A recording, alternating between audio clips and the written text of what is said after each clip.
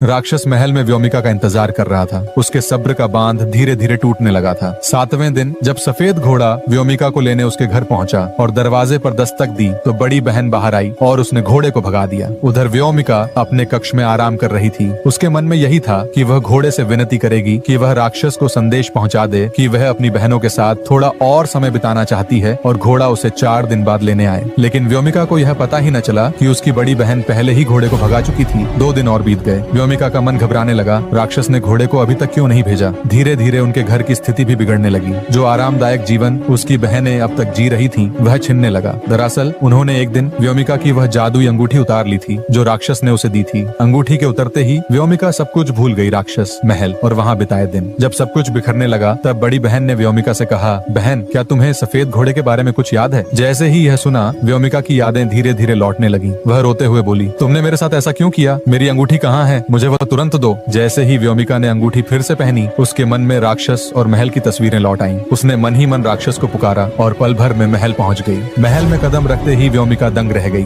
कभी हरा भरा और जगमगाता महल अब सूना पड़ा था। चारों ओर वीरानी छाई थी। सब कुछ मुरझाया हुआ था। वह राक्षस को ढूंढती ढूंढती महल के पिछले हिस्से में पहुंची। वहाँ उसने देखा राक्षस एक कोने में बेजान सा पड़ा है, जैसे किसी भी क्षण प्राण त्याग देगा। व्योमिका दौड़कर उसके पास पहुंची और आंसुओं में भीगी आवाज़ में बोली, तुम्हें यह क्या हो गया? तुम मुझे छोड़कर मत जाओ। मैंने हमारी शादी की बात पिताजी से कर ली है। उन्होंने भी हामी भर दी है। मैं तुम्हारे बिना नहीं जी पाऊंगी। व्योमिका की यह बातें सुनकर राक्षस के चेहरे पर हल्की मुस्कान आई। उसकी सांसें गहरी होने लगी और धीरे धीरे उसकी हालत सुधरने लगी। उसी क्षण महल के चारों ओर हरियाली लौट आई। पेड़ पौधे फिर से जीवंत हो उठे और पूरा महल जगमगाने लगा। दरअसल राक्षस ने मान लिया था कि व्योमिका अब कभी वापस नहीं आएगी। इसी निराशा में उसने जीने की इच्छा छोड़ दी थी। लेकिन व्योमिका के मुंह से शादी की बात सुनकर उसका मन खिल उठा। उसने धनीलाल और पूरे गांव को अपने महल में आमंत्रित किया। व्योमिका और राक्षस का विवाह बड़े धूमधाम से संपन्न हुआ और दंड स्वरूप राक्षस ने व्योमिका की दोनों बहनों को अपने कारावास में डाल दिया। ऐसी रोमांचक, सस्पेंस और नैतिक कहानियां सुनने के लिए हमारे चैनल को सब्सक्राइब करें और अपना कौन सी कहानी सुनना चाहेंगे कमेंट में बताएं।